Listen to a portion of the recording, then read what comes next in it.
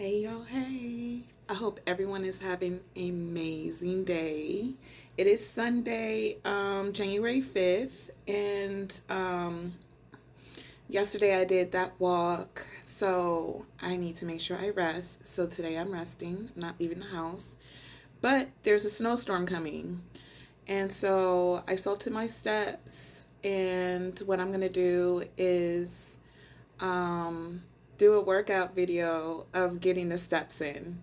So I think that's gonna be fun. I'm gonna put some music on and we could just like get some steps in and so that we could keep the body moving. So look forward to that on tomorrow. And I think I'm gonna add that in with my regular workout routine is to get some steps in first and then do it so that I don't have to risk being outside, stay safe. So, in that being said, y'all stay safe wherever you're at. Don't forget to love yourself first, y'all. Okay.